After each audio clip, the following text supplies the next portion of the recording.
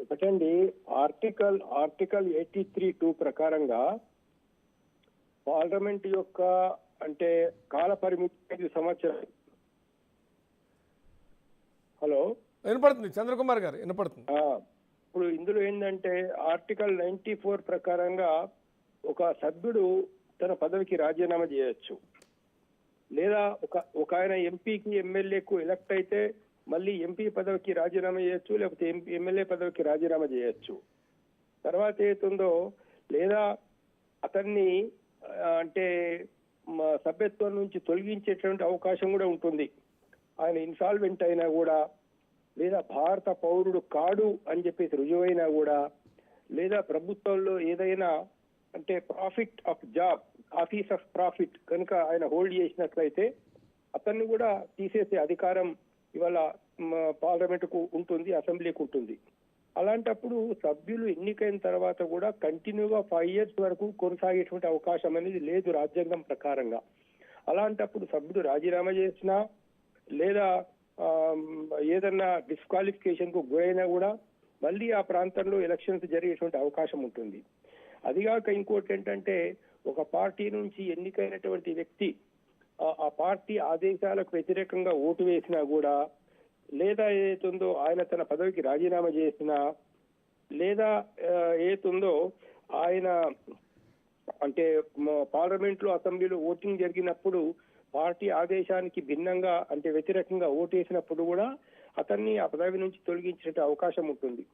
ఈ విధంగా రాజ్యాంగంలో మనకేమున్నదనంటే, రాజ్యాంగంలో ఒక సభ్యుడిగా ఎన్నికైన తర్వాత ఆయన కంటిన్యూగా అవుతాడు 5 years అనేది గ్యారంటీ ఏం లేదు.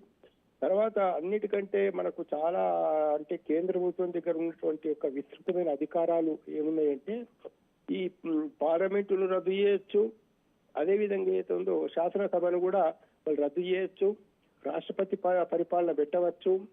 ఈ అనేక రాష్ట్రాల్లో గతంలో తమకు వ్యతిరేకంగా ఉన్నటువంటి ప్రభుత్వాలను వాళ్ళను డిజాల్వ్ చేయడము, అక్కడ రాష్ట్రపతి పరిపాలన పెట్టడం మనం రాజ్యాంగం ప్రకారంగా చూడడం అనేది జరిగిందనకు. ఇలాంటి పరిస్థితులు ఏమవుతుంటే, ఒక శాసనసభను డిజాల్వ్ చేసినా కూడా మళ్ళీ ఎలక్షన్స్ జరపాల్సి వస్తుంది. లేదా ఒక ఎలక్షన్ పిటిషన్స్లలో అతన్ని డిస్క్వాలిఫై చేసిన తర్వాత కూడా ఎలక్షన్స్ జరపాల్సి వస్తుంది. మనది చాలా పెద్ద దేశము, అనేక రాష్ట్రాలు ఉన్నాయి ఇక్కడ. అదిగాక ఏంటంటే మనది ఫెడరల్ వ్యవస్థ. ఈ ఫెడరల్ వ్యవస్థలో కేంద్రంలో ఒక పార్టీ అధికారంలో ఉండవచ్చు, రాష్ట్రంలో ఇంకో పార్టీ అధికారంలో ఉండవచ్చు. ఇక్కడ ఉండేటువంటి సమస్యలు కూడా చాలా భిన్నంగా ఉండవచ్చు. అలాంటప్పుడు జమిలీ ఎన్నికలు అనేటటువంటిది మన దేశంలో రాజ్యాంగ పరంగా ఇప్పుడున్నటువంటి రాజ్యాంగ ప్రకారంగా అది సాధ్యపడేటువంటి విషయం కాదు. అది ఒక అనాలోచితమైనటువంటి చర్య అని చెప్పేసి మనం తప్పనిసరి చెప్పుకోవాల్సి వస్తుంది అన్నట్టు. చంద్రకుమార్ గారు, అంటే ఇది మీరు అన్నట్టుగా రాజ్యాంగ స్ఫూర్తికి విరుద్ధం, లేకుంటే ఫెడరల్ స్ఫూర్తికి విరుద్ధం అనేటువంటి దాన్ని మీరు చెప్పారు. కానీ ఒక రకంగా ఇది డిక్టేటర్షిప్కి ఏమైనా దారి తీస్తుందా అంటే ఏం చెప్తారు?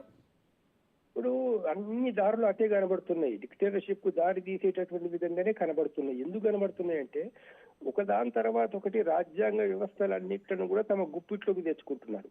ఇప్పుడు ఈడీ గాని, దాంట్లో సిబిఐ గాని, ఇవి స్వతంత్రంగా పనిచేయాల్సినటువంటి సంస్థలు. మరి ఒక వ్యక్తి 60 లక్షల కోట్లు, 70 లక్షల కోట్లు, 70,000 కోట్లు ఫ్రాడ్ చేశాడని చెప్పి ఆయన మీద సిబిఐ ఎంక్వైరీ మొదలుపెట్టి ఈడీ రేట్స్ చేసిన తర్వాత మళ్ళీ ఆయన బీజేపీలో చేరిన తర్వాత ఆయన మీద ప్రొసీడింగ్స్ అన్ని ఆగిపోతున్నాయి. అంటే ఇది మనకి ఏం తెలుస్తున్నది? ఈడీ గాని, సిబిఐ గాని ఇలాంటి సంస్థలన్నీ కూడా స్వతంత్రంగా, న్యాయపరంగా, ధర్మంగా వ్యవహరించాల్సినటువంటి ఒక సంస్థలు అధికార పార్టీ ఒక గుప్పిట్లో ఉండి వాళ్ళు చెప్పినట్లు ప్రతిపక్షాలని లొంగ తీసుకోవడానికి, ప్రతిపక్ష నాయకులు తమ వైపు కలుపుకోవడానికి ప్రయత్నం చేస్తున్నారని చెప్పేసి తెలుస్తున్నది. చాలా ఇంకో దురదృష్టకరమైనటువంటి విషయం ఏంటంటే, సుప్రీంకోర్టు జడ్జీలుగా ఉన్నటువంటి వాళ్ళు కొన్ని తీర్పులు చెప్పిన తర్వాత ఇమ్మీడియట్ గా వాళ్ళు రాజ్యసభ మెంబర్ కావడము, ఒక రాష్ట్రానికి గవర్నర్ కావడము, లేదా ఒక యూనివర్సిటీకి వైస్ ఛాన్సలర్ గా కావడము, ఇవి మనకి ఏం సూచిస్తున్నాయి? ఇది భారత ప్రజలకు న్యాయ వ్యవస్థ మీద నమ్మకం పోయేటటువంటి పరిస్థితులు కదా. అంటే ఇవన్నీ ఏంటంటే అన్నిట్లను గుప్పిట్లో పెట్టుకోవడం. ప్రతి ఒక్క సంస్థను, రాజ్యాంగ సంస్థలతో, ఇప్పుడు ఫర్ ఎగ్జాంపుల్ ఎలక్షన్ కమిషన్ ఉంది, ఎలక్షన్ కమిషన్ అనేటటువంటి దాన్ని ఎలక్షన్ కమిషనర్స్ ను, చీఫ్ ఎలక్షన్ కమిషనర్ ను, మిగతా ఎన్నికల కమిషనర్స్ ను నియమించడానికి ఒక కమిటీ ఉండేది గతంలో. ఎవరు? ప్రధానమంత్రి, Yes. ప్రతిపక్ష నాయకుడు, సుప్రీంకోర్టు చీఫ్ జస్టిస్, వీళ్ళు ముగ్గురు కలిసి ఎలక్షన్ కమిషనర్స్ ను నియమించేవాళ్ళు. అలాంటప్పుడు ఇప్పుడు ఏం చేశారు? సుప్రీంకోర్టు చీఫ్ జస్టిస్ ను తీసేసి ఆ స్థానంలో ప్రధానమంత్రి సూచించిన మరొక క్యాబినెట్ మంత్రి అని చెప్పేసి ఆ కమిటీ లోపల చేర్చుకోవడం జరిగింది. దీనివల్ల ఏం జరిగింది పరిస్థితి అంటే ఎలక్షన్ కమిషన్ పూర్తిగా కేంద్రం యొక్క గుప్పిట్లోకి, అంటే బీజేపీ గుప్పిట్లోకి పోయింది ఇప్పుడు పరిస్థితి. దీనివల్ల ప్రతిపక్షాలు ఎన్ని అబ్జెక్షన్స్ చేసినా లేకపోతే ప్రజలలో ఎన్ని అనుమానాలు వచ్చినా కూడా, ఇప్పుడు మొన్న మహారాష్ట్రలో ఏం జరిగింది, ఒక గ్రామంలో ఇదంతా కూడా మేము ఓట్లు వేసినటువంటి విధంగా రిజల్ట్ రాలేదు, మేము మళ్ళీ ఇక్కడ బ్యాలెట్ తో పోలింగ్ జరుపుకుంటామని చెప్పేసి గ్రామస్తులు నిర్ణయం చేస్తే అక్కడ వాళ్ళు ఆ పోలింగ్ అనేది జరగనివ్వలేదు. Yes. ఇప్పుడు ఇవన్నీ రకరకాలైనటువంటి ఒక అనుమానాలకు దారి తీస్తున్నది. ఇప్పుడు అంటే ఈవీఎం యొక్క బ్యాటరీ ఎంత ఉండాలా, పోలింగ్ అయిన తర్వాత 60%, 65% ఉండాలి, నార్మల్ గా ఉన్న విషయం. మరి చాలా ఈవీఎంలలో 80%, 90%, 90% ఎక్కడైతే ఛార్జింగ్ అయిందో అలాంటి చోట్ల బీజేపీ విన్ అయింది అనేది మనకు అనుమానాలు రేకెత్తిస్తుంది కదా. కాబట్టి ఏంటంటే టోటల్ ఎలక్షన్ ప్రాసెస్ ను తమ గుప్పిట్లోకి పెట్టుకొని ఇప్పుడు జమిలీ ఎలక్షన్స్ పేరు మీద జరిపితే ఏమైపోతుందంటే ఒక నియంత్రితం వైపు దారి తీస్తుంది భారతదేశం యొక్క. Right. ఇప్పటికే ఇది పరిస్థితి. మళ్ళీ వస్తాం మీ దగ్గరికి. సీతారాం నాయక్ గారు జాయిన్ అయ్యారు. ప్రొఫెసర్ సీతారాం నాయక్ గారు, మాజీ పార్లమెంట్ సభ్యులు, బీజేపీ నాయకులు. గుడ్ ఈవినింగ్ సీతారాం నాయక్ గారు. జమిలీ ఒక అడుగు ముందుకు పడ్డది. మాజీ రాష్ట్రపతి కోవిద్ ఇచ్చిన నివేదికను కేబినెట్ ఆమోదించడం కానీ, రేపు అది జేపీసీగా, ఆ తర్వాత లోక్సభలో బిల్లు రూపంలో ముందుకు రావడమో జరిగే అవకాశాలు ఉన్నాయి.